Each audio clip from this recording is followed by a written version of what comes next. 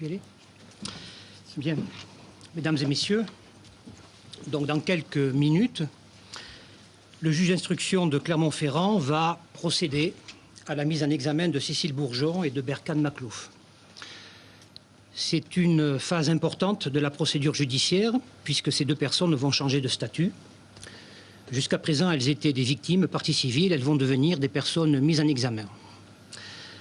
Pour autant, du point de vue judiciaire, ce n'est pas un aboutissement, ça n'est qu'une étape. C'est une procédure qui va prospérer, qui va connaître encore des développements. C'est la raison pour laquelle j'estime qu'il faut être prudent sur les conclusions que l'on peut à ce stade tirer. Il faut se garder de raccourcis hâtifs, d'extrapolation rapide. Il faut être prudent. Prudent pourquoi? Je vous rappelle qu'à l'heure où je vous parle, nous n'avons pas encore trouvé le corps de Fiona. Des investigations ont été lancées cet après-midi. Elles n'ont pas abouti, elles continueront dans les jours qui viennent, mais le corps de Fiona n'a pas encore été découvert, il n'est pas à la disposition de la justice. Ce faisant, il n'est pas possible, pour l'instant, de réaliser une autopsie. Or, l'autopsie est toujours un acte important, puisque l'avis du médecin légiste permet, le cas échéant, de revenir sur certaines conclusions. Prudence aussi parce qu'il y a des discordances entre les déclarations de Cécile Bourgeon et de Berkane Makhlouf.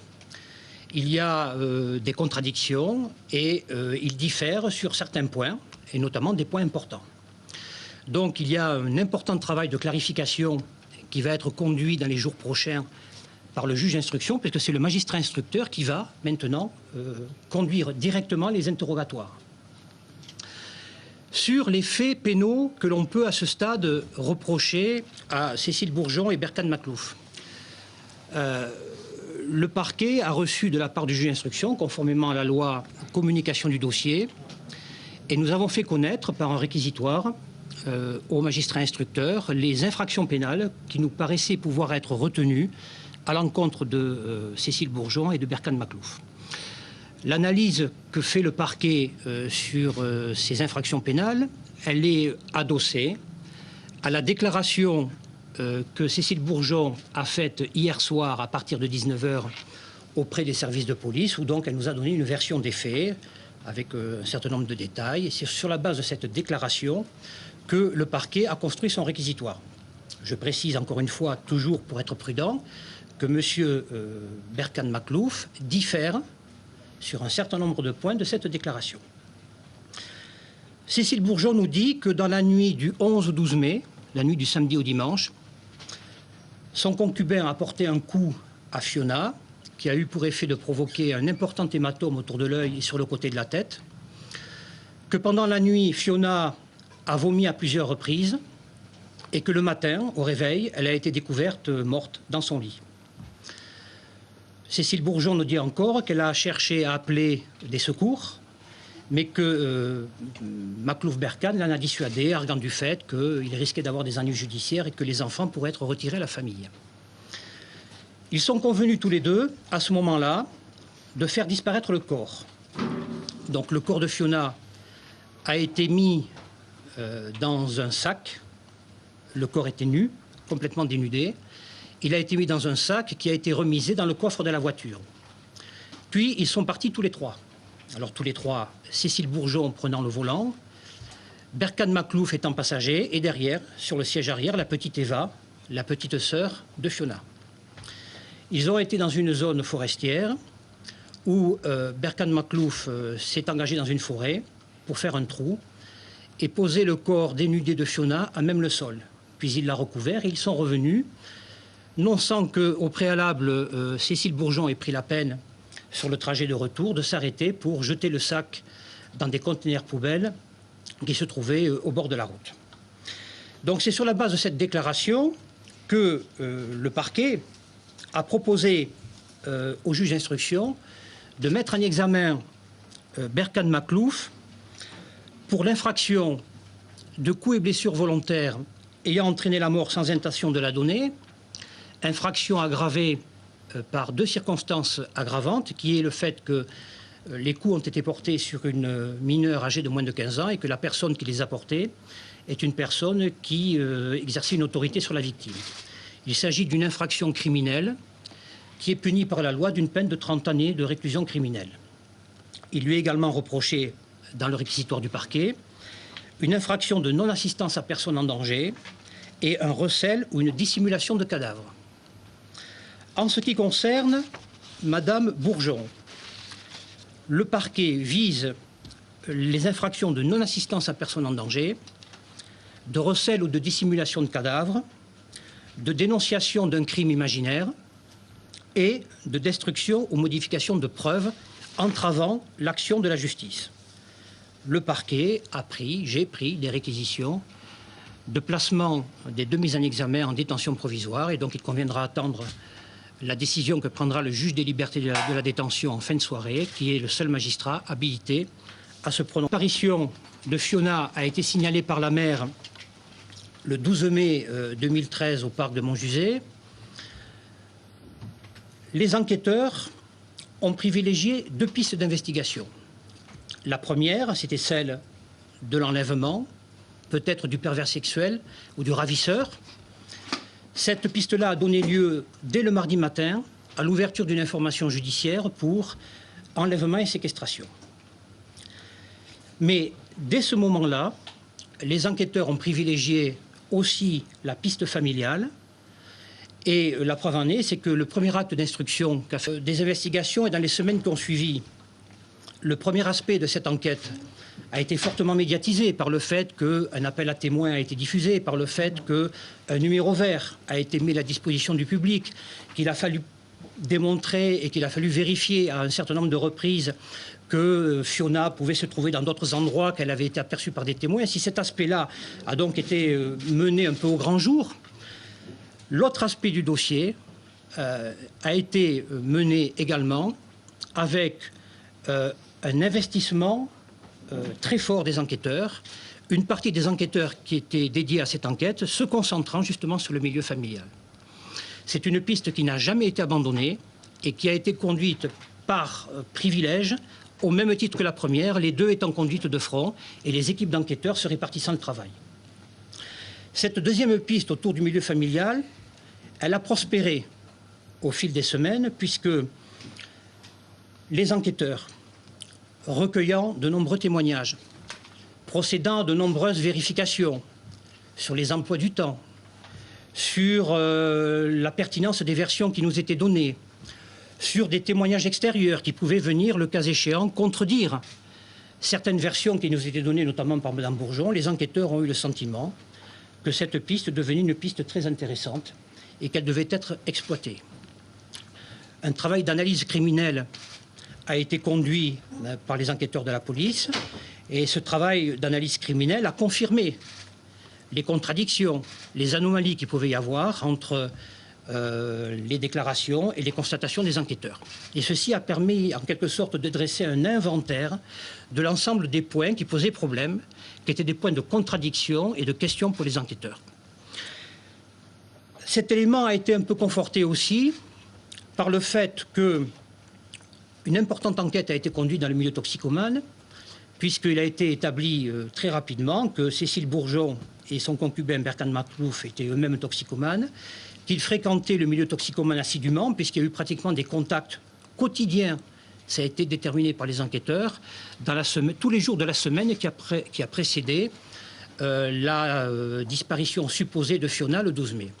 Et notamment, il y a une anecdote que l'on peut livrer, c'est qu'il a été démontré et prouvé que, par exemple, le couple se rendait dans des endroits où on pouvait consommer de la drogue et éventuellement en acheter, en étant accompagné des deux enfants, en étant accompagné de Fiona et d'Eva. Et ça a démontré quand même, parmi tous ces éléments qui étaient recueillis, qu'il y avait un comportement relativement irresponsable des parents, et en tout cas qu'il y avait là des conduites à risque. Et donc tout cela est venu conforter ces éléments de suspicion. Puis enfin, un dernier élément matériel est arrivé à la fin du mois d'août et au début du mois de septembre, qui tendait à démontrer que Mme Bourgeon a visionné un message sur Internet qui correspondait à un appel à témoins consécutif à la disparition d'enfants dans un parc. Donc tous ces éléments mis bout à bout ont amené les enquêteurs et les magistrats instructeurs à déterminer une piste d'enquête privilégiée.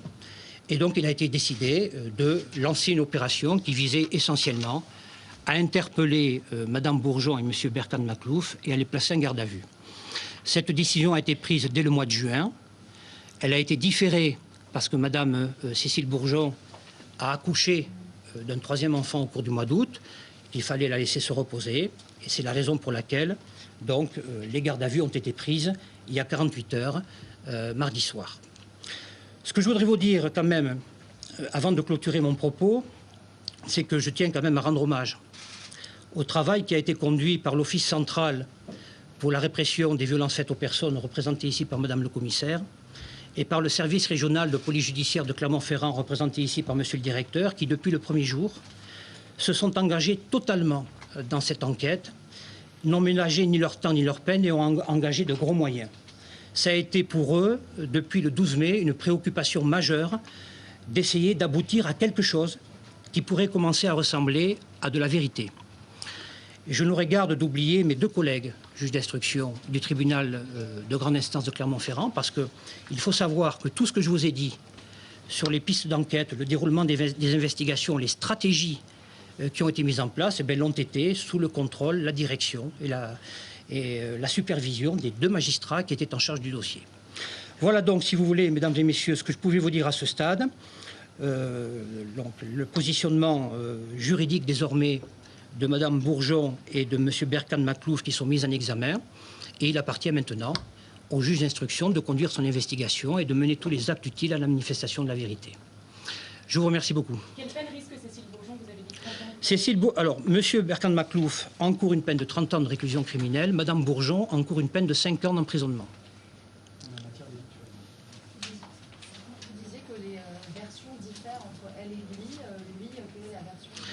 La version de M. Berkane est de dire que Fiona se faisait vomir pour imiter sa mère qui était enceinte et qui avait des nausées. Que c'est ce qui l'a amené à donner une fessée à Fiona et à la coucher. Et c'est le matin que Fiona a été découverte morte dans le lit au milieu des vomissures. Voilà. Voilà quelle est sa version, qui diffère quand même de celle de Mme Bourgeon. En revanche, il semble s'accorder sur la stratégie qui a été mise en place à ce moment-là, qui a consisté à faire disparaître le corps. Mais si on vous comprend bien, la version qu'il donne lui, vous ne la croyez pas, parce que vous avez bâti votre... Écoutez, j'ai effectivement bâti ma position juridique sur la déclaration qui me paraît la plus précise, la plus détaillée, la plus compréhensible. Et pourquoi ce coup, quand Mme il y a eu un coup, un hématome, est-ce qu'elle explique pourquoi Non, je pense qu'il a voulu corriger Fiona. Bon, elle ne s'explique pas trop sur les raisons, mais donc il lui a porté un coup à la tête. Qu'est-ce que deviennent les trois autres gardés à vue? Pardon? Que deviennent les trois autres gardés à vue? Alors, les personnes qui ont été placées en garde à vue à Clermont-Ferrand, donc à compter de mardi soir, c'était des personnes qui étaient proches du couple, notamment de M. Berkane, et qui fréquentaient le milieu toxicomane. Et on a considéré que ces personnes-là pouvaient être entendues, et que leur audition pouvait être utile à l'enquête parce que c'était des fréquentations habituelles du couple. Est-ce qu'elles ont été déterminantes? Non, ce sont des personnes qui actuellement ne sont pas mises en cause et qui ont été... Est-ce que par exemple, pour mettre à mal la version de... Non, c'est des personnes qui ont apporté des informations sur la vie du couple, sur la fréquentation du milieu toxicomane, mais elles n'ont pas été concernées par les événements que décrit Mme Bourgeon, raison pour laquelle elles ont été remises en liberté après leur garde à vue sans être inquiétées. Qu'a dit Mme Bourgeon cet après-midi lors des recherches? Je ne peux pas vous dire, je n'y étais pas. Quand est-ce qu'elles reprennent les recherches? Elles vont continuer dans les jours qui viennent. Oui, bon, je ne connais pas, le juge d'instruction va mettre ça en œuvre, mais je peux vous dire que c'est un des objectifs, bien sûr, majeurs du dossier, c'est de découvrir le corps de Fiona. Donc en fait, elle n'arrive pas à retrouver... Pardon? Elle n'arrive pas à retrouver... C'est-à-dire qu'elle est un petit peu perdue, semble-t-il. Elle a du mal à retrouver la géographie précise des lieux et l'endroit précis où le véhicule s'est arrêté. C'était bien en plein jour. Écoutez, bon, je vous fais part de la situation qui a été constatée cet après-midi. Je n'en connais pas les motivations. Est-ce que vous avez un doute sur la date des faits, le fait que ça soit passé dans la nuit du samedi?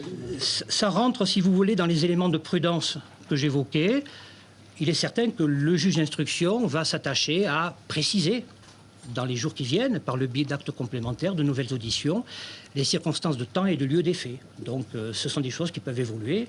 Ça relève du climat de prudence que je soulignais tout à l'heure. Berkane Makhlouf a-t-il refusé d'aller sur place à l'hiver cet après-midi? Il dit qu'il n'est pas très coopératif. Bon, écoutez, nous verrons dans les jours qui viennent quelle est sa position. Est-ce que les deux prévenus vont de nouveau aller sur le site? Je ne peux pas vous dire. Ça, c'est le juge d'instruction qui décidera s'il l'estime nécessaire. Est-ce que d'autres personnes Voilà. présentes le soir du drame peuvent être mises en cause? Alors, pour l'instant, dans la version que nous donne Madame Bourgeon, on était vraiment dans le cercle familial réduit, c'est-à-dire le couple et les 2 enfants. Le secteur géographique indiqué par la maman est à peu près certain? Oui, approximativement, et c'est un espace très boisé qui est vaste, donc voilà. Pourquoi les recherches ont duré aussi peu de temps, de 12 heures? Parce que Madame Bourgeon nous expliquait qu'elle avait du mal à retrouver l'endroit, donc ça semblait un petit peu vain de poursuivre. Est-ce que lui va aller sur les lieux? C'est le magistrat instructeur qui le décidera s'il l'estime utile. J'ai pas bien compris. Pour les 2 autres enfants du couple, il va y avoir des mesures d'assistance éducative qui vont être prises et un juge des enfants va être saisi. C'est la géolocalisation des téléphones portables qui tendent à prouver qu'ils sont bien allés à cet endroit-là pour enterrer. C'est vrai que la géolocalisation des téléphones portables est un instrument technique qui a été utilisé par les enquêteurs à différentes phases du dossier d'ailleurs, également au moment du 12 mai, dans ce qui se passe au parc Montjusé, également dans ce qui se passe dans les jours précédents. C'est un élément qui relève de l'analyse criminelle que j'évoquais tout à l'heure. Est-ce que vous pouvez nous dire à quel moment ils sont allés enterrer le corps? Voilà. Très précisément, je n'ai pas entendu votre réponse. À quel moment de la journée ils sont allés enterrer le corps? Le dimanche matin. Mi-journée, à la mi-journée. C'est ce que dit Madame Bourgeon, c'est le dimanche matin. En que... plein jour, en tout cas. Comment? En plein jour. Oui, oui, oui. Voilà. Est-ce que c'est connu des services de police? Bon, Monsieur Berkane Makhlouf est connu de la justice. Il a déjà été condamné à plusieurs reprises pour des faits de violence et des infractions à la loi sur les stupéfiants. Voilà. Vous nous avez dit, Madame Bourgeon n'est pas connue de la justice. monsieur le procureur, vous nous dites qu'elle se retrouve le dimanche matin d'alerte des secours. Lui, dans le petit soir, quelles étaient les relations que vous entretenez pour qu'elle se laisse convaincre? Est-ce qu'elle était battue notamment? Bon, il appartiendra ensuite de déterminer quelle était la nature de leur relation. C'est vrai qu'on a le sentiment que M. Berkane est une personnalité assez forte et affirmée et que peut-être il a pu avoir un ascendant psychologique sur elle. Bon, ce sont des choses qui seront déterminées, notamment aussi parce que l'instruction préparatoire va amener la réalisation de différentes expertises, notamment psychologiques et psychiatriques, qui nous en donneront un peu plus en termes d'informations sur la personnalité de mise en examen. Voilà. Écoutez, je crois que je vais arrêter là parce que bon, voilà. Je ne peux pas vous dire. Écoutez, j'ai répondu à vos questions. Voilà, sur des éléments qui me paraissent objectifs, c'est-à-dire des éléments que l'on peut avancer comme étant acquis dans le dossier, avec toute la prudence qui s'impose, parce que l'expérience professionnelle que j'ai en tant que magistrat, c'est qu'une procédure d'instruction va se développer et qu'il peut y avoir des évolutions, donc il faut rester prudent. Merci beaucoup.